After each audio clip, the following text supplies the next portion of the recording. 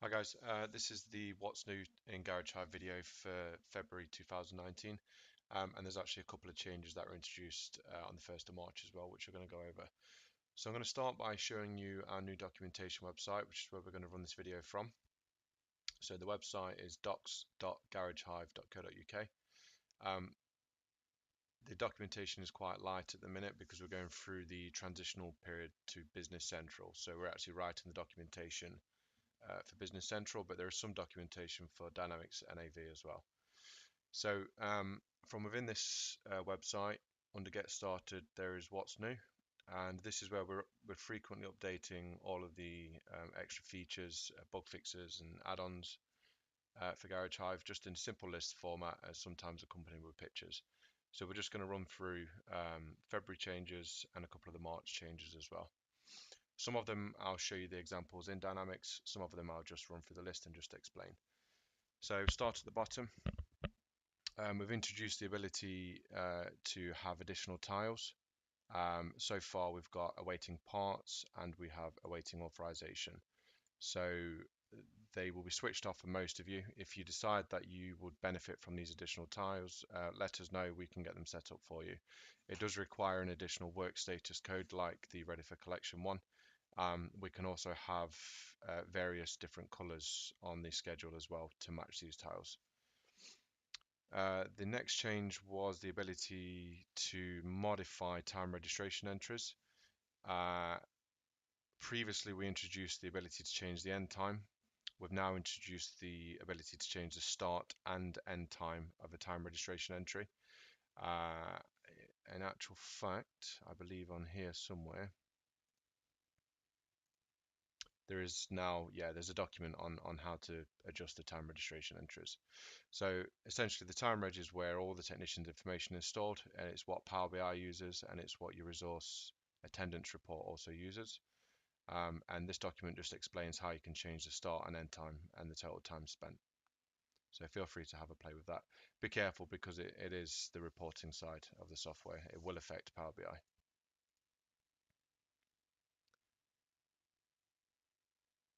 Added service type column to post job sheets. So this was the ability. This was essentially one of the users' requests. They wanted to see service type in posted documents, so they could, for example, filter their posted job sheets by warranty work. For example, that's now possible. You've probably noticed we've expanded. When you create a booking from the schedule in Garage Hive, it was a very simplified job sheet. We've now added more features to that job sheet, such as extended status. You can mark a vehicle as on site directly from the booking page, whereas previously you couldn't. We've added the vehicle registration to the work in progress report. You can now access the vehicle card directly from the job sheet. So we'll just very quickly have a look at a job sheet for you. We've got a vehicle card here now on the ribbon, for those of you that weren't aware. We've been working on a Sage integration. It's fully functioning now. It works really nicely. That's all ready for people to use if you're not using the integral accountancy system. We created a vehicle staying overnight feature, so I'll just very quickly show you this. From within a job card, you can mark a vehicle as staying on site overnight, vehicle staying overnight, sorry. This will put a little moon symbol on your schedule if you've got it set up to do so.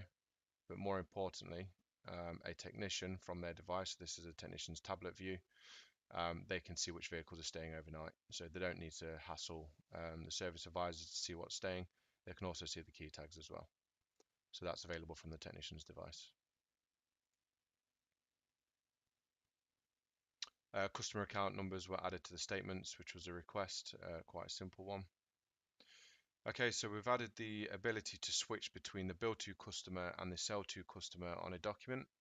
I'll just show you an example of this. For companies such as Payment Assist or fleet companies, this really applies to. So if we have a look at an open document, you see the header of the document is in the customer's name. The footer of the document can be in somebody else's name. So for example, if we use like a finance company, for example, and if we were to print the invoice, You see it displays the customer's name. Sometimes you may want to display the finance company's name.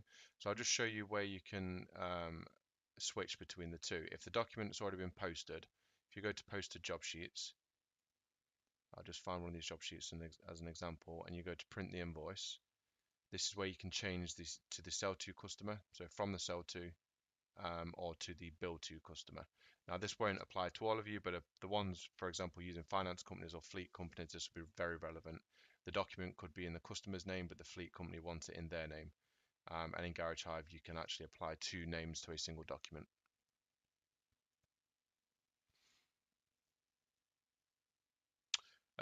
We had an issue on the resource time registration entries or the resource attendance report, which can be found here. So reports from the homepage, resource attendance. We had an issue where it wasn't in some circumstances recording the break times correctly. We're pleased to say we've actually fixed that now, so that's working perfectly fine. We've improved the way our VRM data works. So we had a lot of gripes with imported vehicles. Garage Hive previously decided never to display VRM data from an imported vehicle, and that's simply because our supplier issued us with an integrity warning for the data. And we decided that no data was better than wrong data for our users. What we have since done is added, you'll see for these vehicles that have this integrity warning, you're going to get a pop-up which will ask you, the user, to confirm that the details are correct before it populates the vehicle card.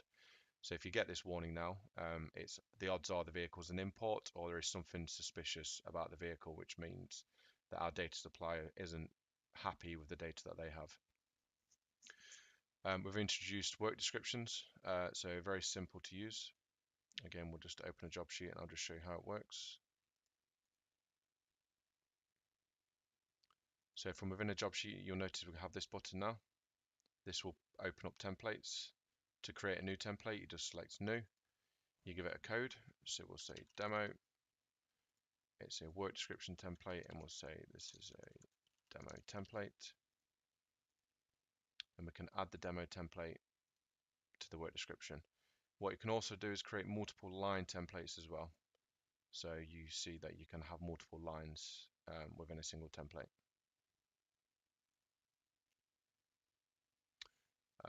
We had a bug, which was the credit memo wasn't displaying on the end of day report, which we've managed to fix now.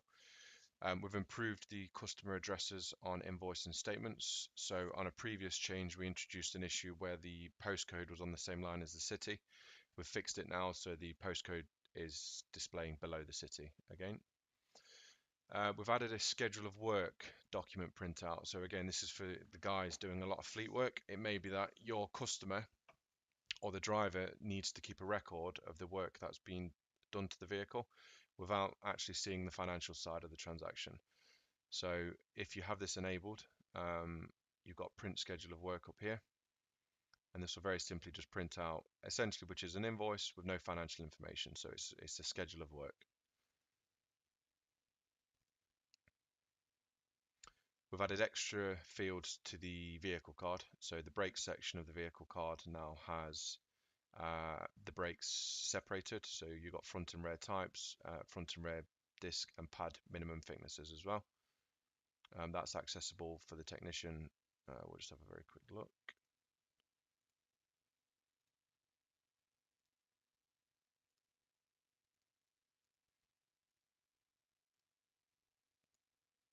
So from the technician's device, if they go to tires, wheels and brakes, they can also see this information and populate this information for you as well.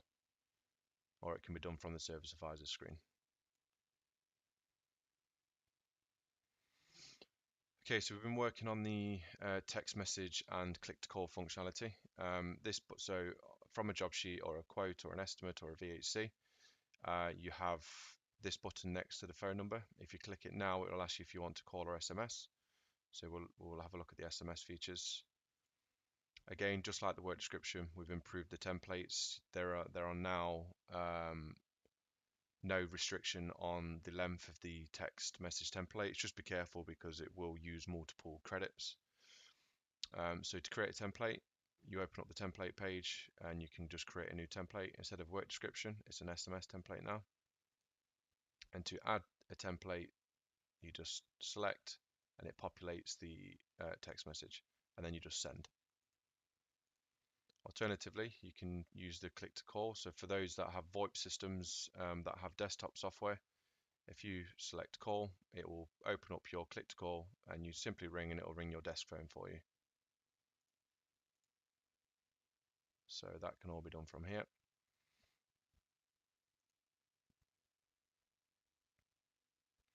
We've introduced the ability to have an automatic clock out. So this is really to improve your reporting accuracy. So a lot of you suffer from your technicians forget to clock out.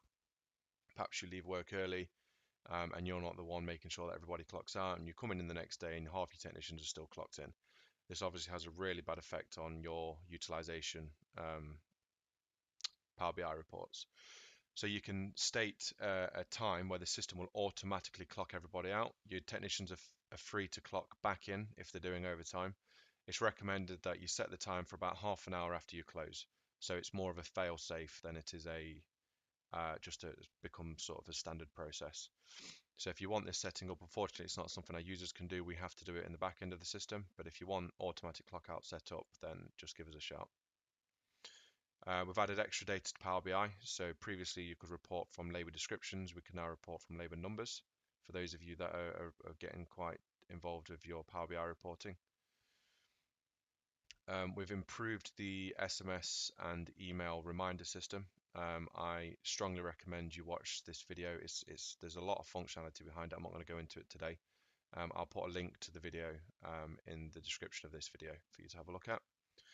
Now this is quite a cool feature. I'll show you an example of this one.